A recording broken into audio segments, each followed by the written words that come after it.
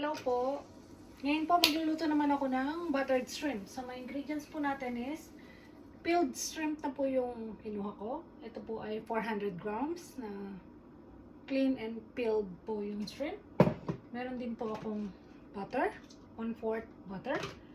Meron po akong minced garlic, sorry. Meron din po akong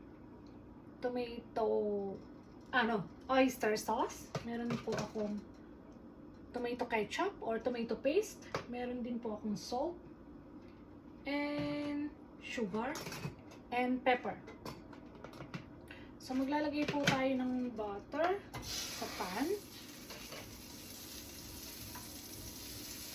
Ayan lang po natin mag-dissolve.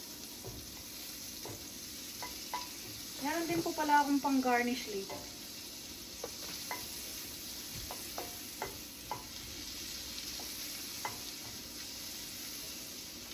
Medium heat lang para hindi masunog yung butter.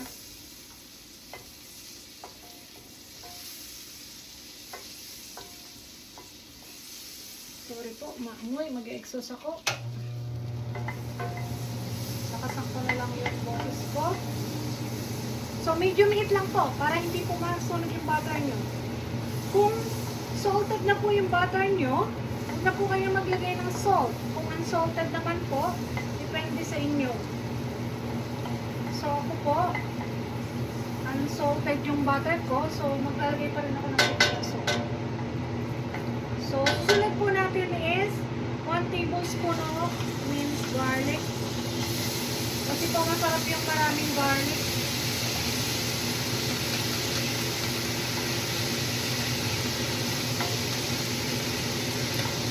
Ayan po.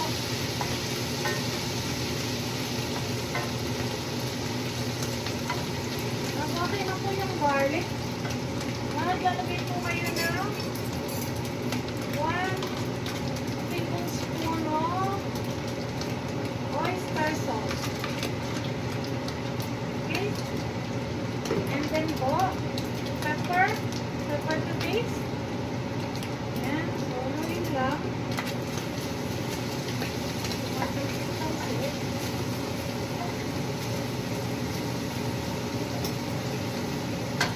So maglalagay po ako ng 2 tablespoon ng tomato ketchup. Sabi ko po sa inyo, hindi ako maglalagay ng salt, sugar. Maglalagay din po ako para mabalance.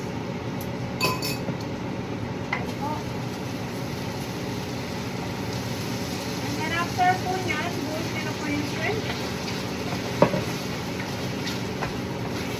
Sabi ko po sa inyo, peeled na po yung ginawa ko. So kung gusto niyo po kung lagyan ng ayan yan ang pulpo.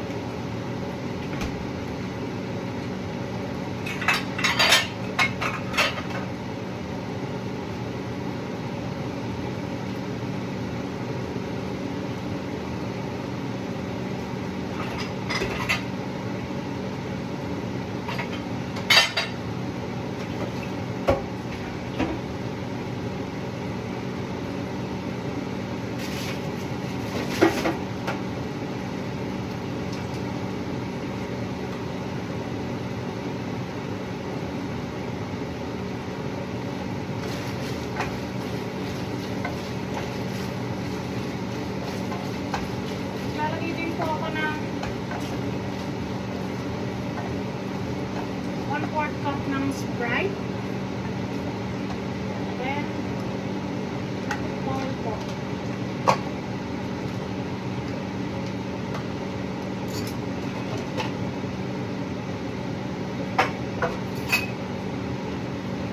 So, kung nakukulangan pa po kayo sa paminta, sa pepper,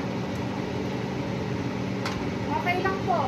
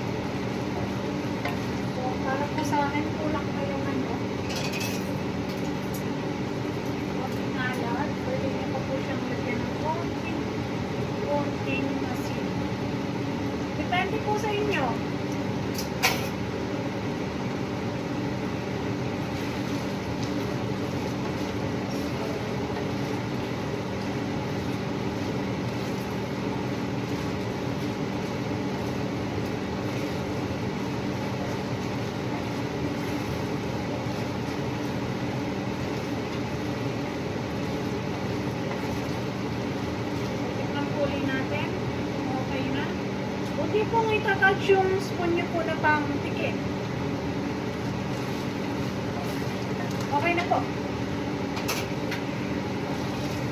So, mabilis lang po lutuin yung shrimp. So, open nyo na po. And then, plating na po natin siya. You can do plating po. So, depende kung ano pong ayos na gusto nyo sa shrimp.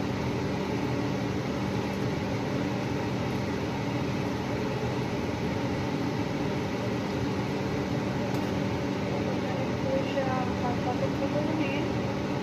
Pwede nyo rin po siyang lagyan ng rice kung gusto nyo sa side, pero ako po ito lang.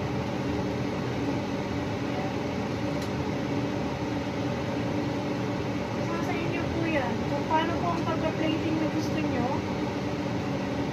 Gusto nyo martihan, gusto nyo simple lang.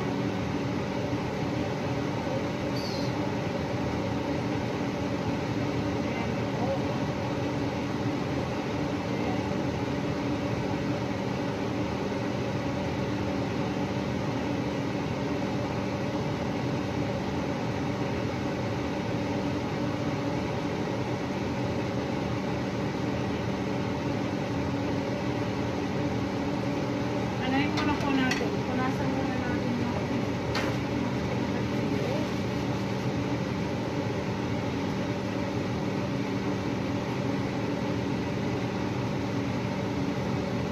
oh, ay, sorry. Tapos, ilagay natin yung sauce.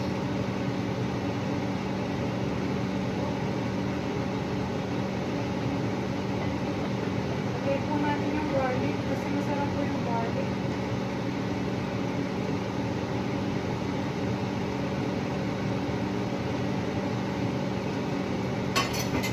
Then, maghugas po ako ng kamay.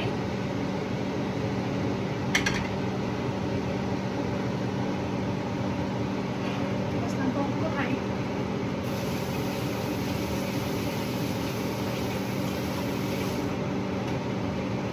Para naman po maano natin garnish. Make sure maghugas muna po kayo ng kamay para sa mahawakan niyo po yung garnish. And just something garnish lang.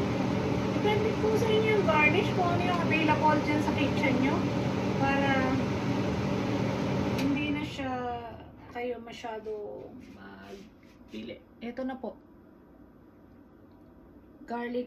Buttered garlic shrimp.